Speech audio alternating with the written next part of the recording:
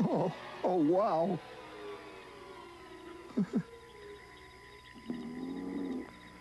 2 o'clock in the morning.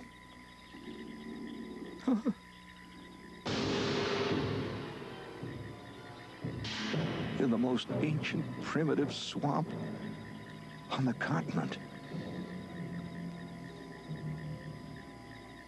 Darkness like velvet.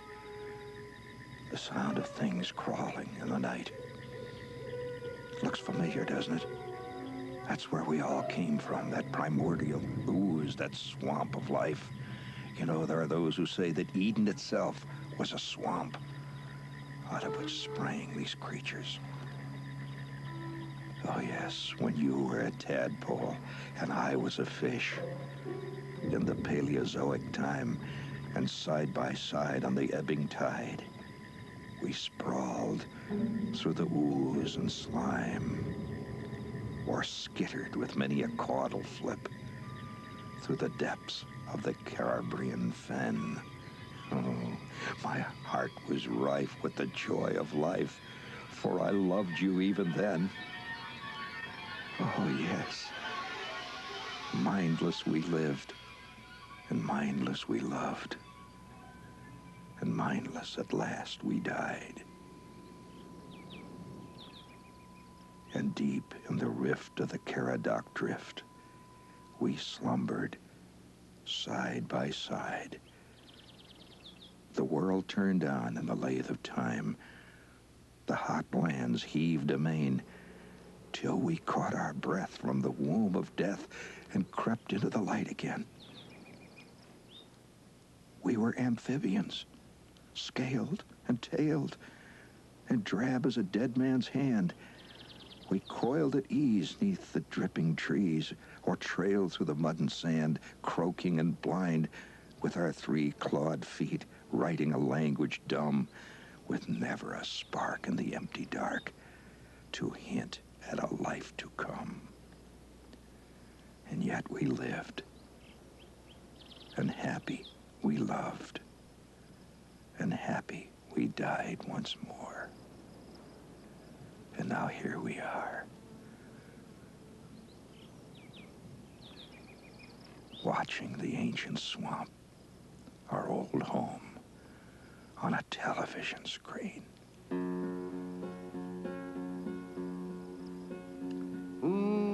He's a swamp man, looking for his roots. He can feel the itchy spots on his shoulders where the fins once fluttered. Those slight bulges on the neck where the gills once heaved and filtered oxygen out of the water like the saurian himself.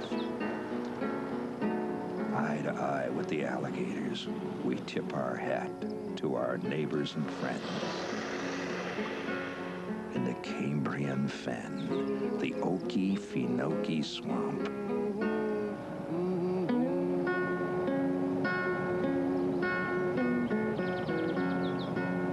He put some catgut strings on an alligator jaw, yeah, the swamp man. And he picked it with And the buzzards wait. All you got to do is stagger and fall, and you're gone in a minute, picked clean. Your bones glowing in the bottom of the swamp.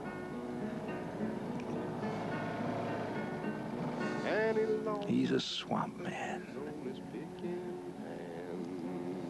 We all are swamp men, deep down.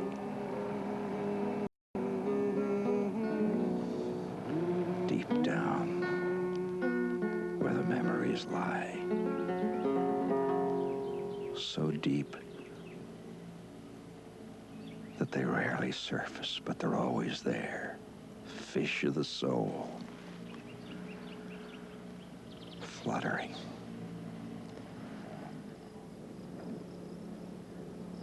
Breeding. Eating and dying. The Okefenokee swamp, deep down in Georgia, is the oldest swamp and the North American continent, and the most mysterious.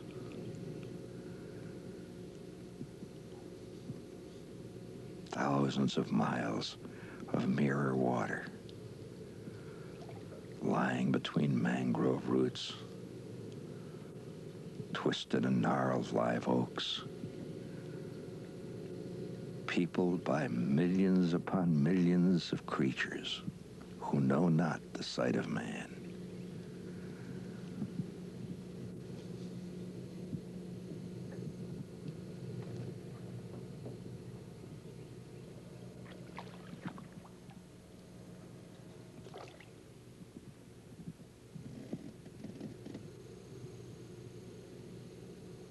"10,000 spiders, varieties so rare as to be found only in the swamp, all waiting for their prey.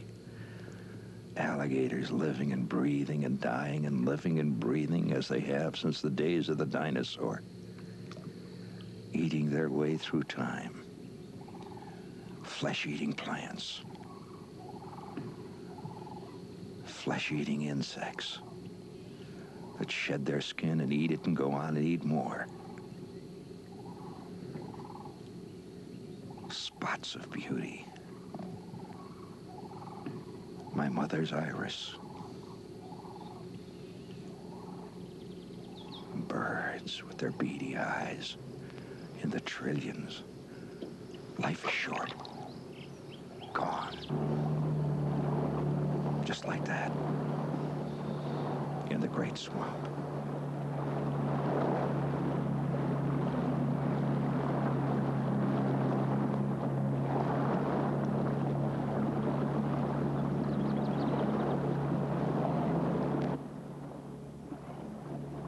Felines creep through the forest. And a swamp man moves on, looking for his roots, searching, hunting among the great mold heap, the compost heap, the gnarled midden of time. Poisonous reptiles watch as the water glistens.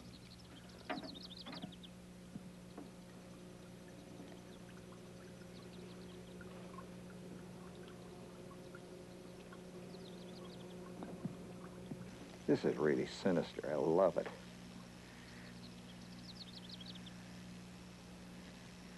When I was about, 10 or 12 years old, I went through my library phase. I guess all kids go through a library phase, you know, and they sit down there at the library and they try to read everything from one end of the shelf to the other.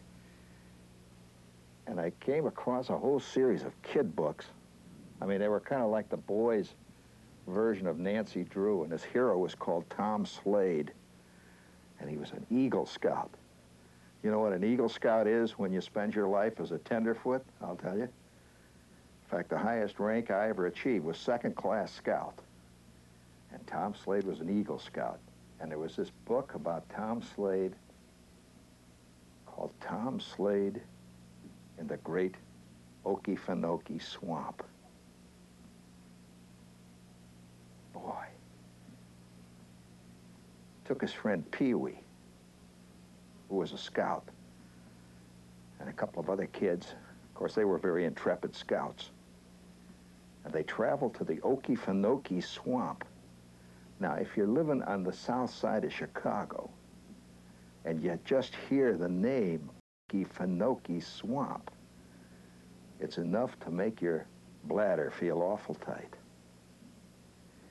And what did they do in the Okefenokee Swamp? Well, they did what scouts always do in the Okefenokee Swamp. They explored in this trackless wilderness. And I'm sitting down there with the smell of the steel mills drifting into the library, and you could hear the blast furnaces whistle going off. And I was transported to this wilderness. At last, here I am with Tom Slade, the ghost of Tom Slade. The Okefenokee Swamp covers hundreds of miles. And it's truly a genuine, rare swamp. Not many of them in the world, you know. And like all swamps, it's just filled with living, crawling, creeping, hissing, biting, burrowing, burping things of all kinds, spiders spinning webs, fish building nests. Oh, God. I bet I could fire off a 105 howitzer in any direction from here and not come within 5 miles of a Kentucky Fried Chicken joint. I'm in the woods, the virgin woods. Listen to that silence. Geez, I'll never forget the night that Schwartz and I were out seining for crawdads in the swamp there, right next to the Warren G. Harding School. We took a burlap bag, you know, the kind that's kind of porous that they have potatoes in, and we put handles on each end of it. We used to go out seining for whatever we could catch, and we'd catch these crawdads, and they looked like little lobsters.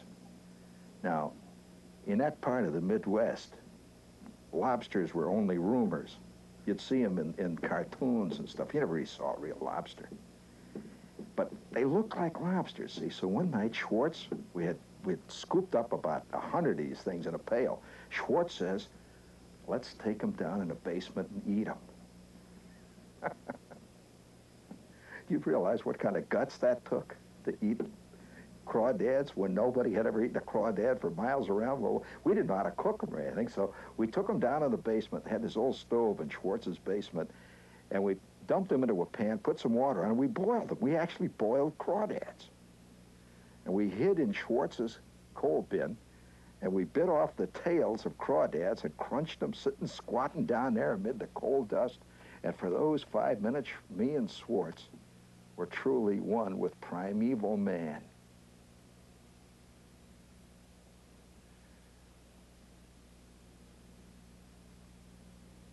This place is just crawling with fish. What kind do they have? Well, they say there's pickerel in here so big that people are even afraid to look them in the eye. There's largemouth bass. One day a guy was out here fishing and he cast out there, right out that spot over there. He laid a plug over there. This big largemouth come out of the lily pads, took a swat at his bait. Guy took a jump backwards. He reeled it in fast, and that fish chased him for over 3 miles in these canals with his motor going full out. These are fish here. Don't mind if I go back to work here a little bit, see? Maybe we'll have some action here. Never know. A little early in the day for... Uh-oh. That. I just had a little business there. You might have seen it. One thing you learn about fishing, I'm using a Swedish spinner here, and you have to reel it in fast. I'll have a hit right in the side of the boat. Anyway, Schwartz and I were out. Uh-oh, here we got it. I think I got, no, I got a fish there, friends. That's a fish. Yep, that's a smallmouth, largemouth bass. No, I'm talking to a pickerel here. There she is. That's a mean fish. There you go. That's also known as a chain pike. It's known also as the shark of the waters. I have seen people bring these babies into the boat and be chased right out of their own boat by them.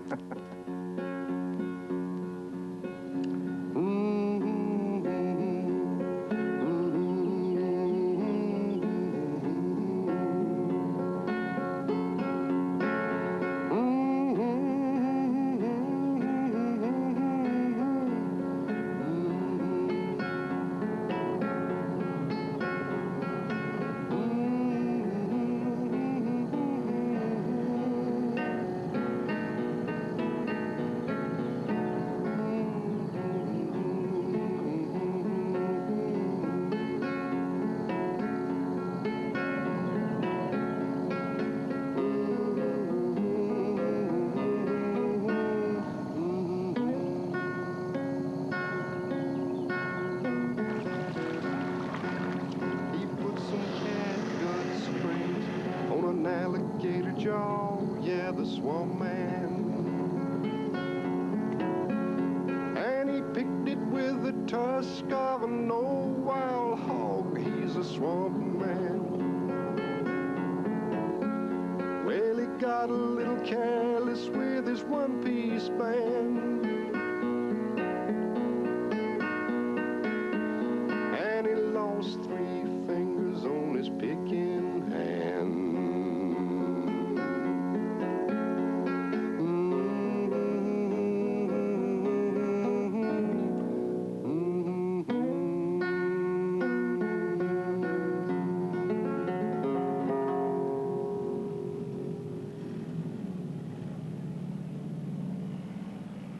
And the great legends that are told among the people who know the swamp, that there are escaped Nazis still living deep in the wilderness, that prisoners of war from every war back to the Second Battle of Antietam are still hiding out here.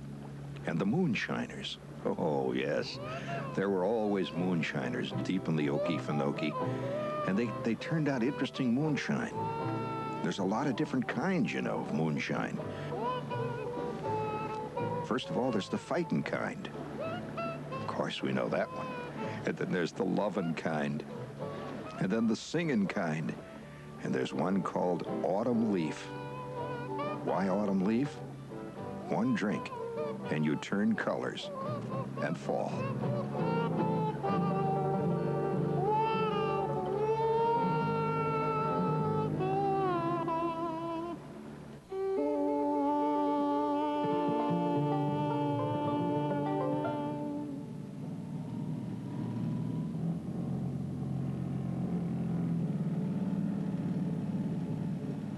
And the old buzzard, the ancient bird of prey, has looked down on millions of creatures here in this old Okefenokee swamp, but none were as interesting as those created by the late, great Walt Kelly.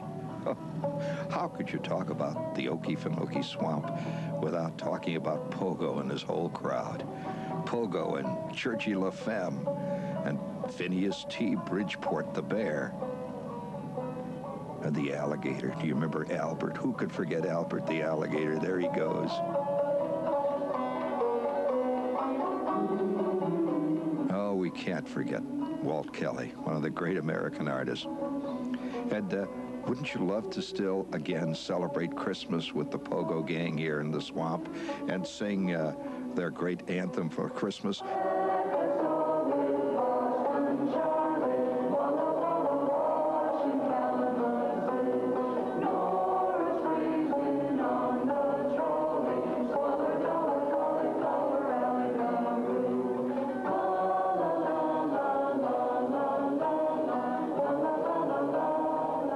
Wherever you are, Walt Kelly, up there in the great empty page, the great comic strip of departed cartoonists, we still remember and love Pogo. Pogo the possum and Chuckles the buzzard and the old stork too. They're still living here in the swamp, drifting as ghosts.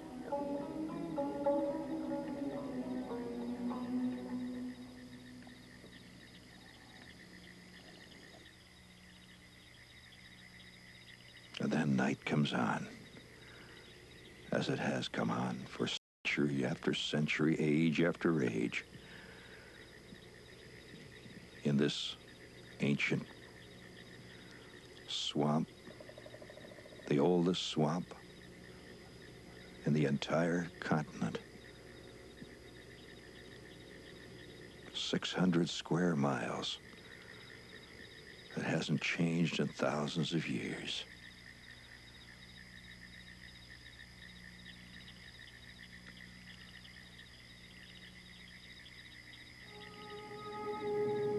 And the mists start to rise as the sun goes down and the air cools. The mists of Sherlock Holmes and the Hound of the Baskervilles and the Thing from the Black Lagoon. As night comes on in the ancient swamp and all the creatures start to move, because these are night creatures out here. the possum and the skunk and the bobcat.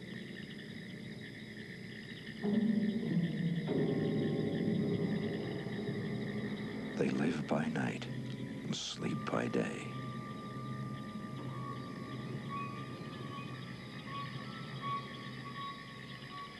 Somewhere thousands of miles from here, at P.J. Clark's, the martinis are flowing.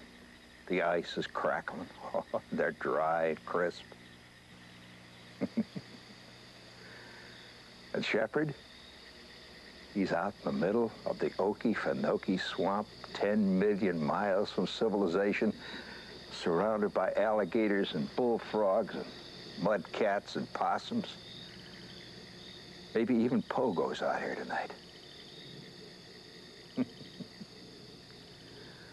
Oh, it's a great way to go. Somehow I feel it deep in my soul. It's where we all came from, you know. It's where we're all gonna go back sometime. Climbing back down that rope ladder of evolution until finally one day we're down there swimming among the lily pads again. And we'll be happy. The UN will be a faint memory. Maybe not even that. The Okefenokee swamp. You know, that's an Indian word meaning trembling earth. I tell you, there's not much earth out here. What is here trembles when you walk on it. Comes right up to your ankles.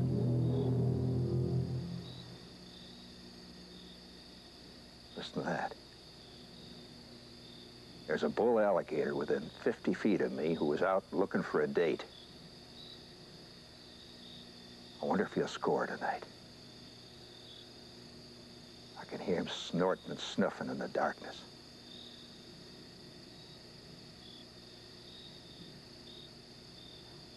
I hear a raccoon.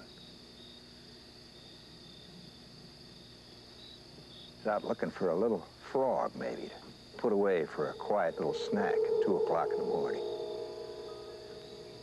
This is the Okefenokee swamp. Say it to yourself right now in front of that little grimy television set where you're watching this show tonight. Just say it to yourself. Okefenokee. Oh, friends, this ain't Three's Company. Oh, no. You know, I'll tell you, something's happened to me out here. I don't like the looks of it. I've got myself a 6-month supply of moon pies right here. I've got a year's supply of RC Cola. Got myself some fishing tackle. Got myself a nice pole to do some poling. And my skin is getting rougher and tougher. He's a swamp man. I say he's a swamp man. He's got skin like an alligator hide. He's out looking for business tonight. He's a swamp man. He's a swamp man. Goodbye, civilization. I've had enough of this TV baloney. I've had enough of it. I'm leaving. I'll see you guys at the end of the evolutionary scale. I'm just staying out here forever.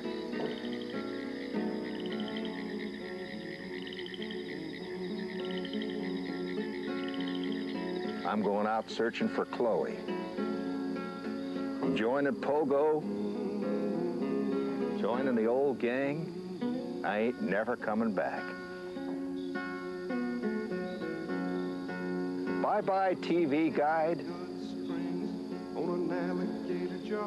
I've had enough of all those ridiculous traffic jams on the Long Island Expressway. I've had my last Big Mac. You're looking at a man who's moving out into the wilderness for good. The Okefenokee swamp.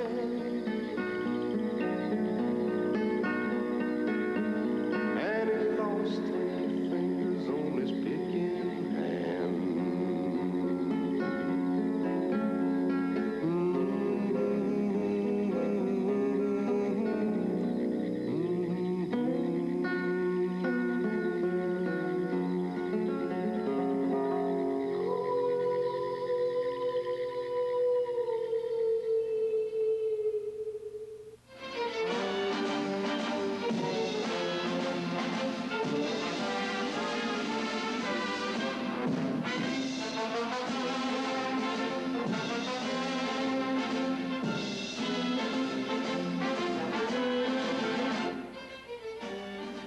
Join us for more humor on the next Mark Russell comedy special, tomorrow night at 8. Stay with us tonight at 11 for The Nature of Things.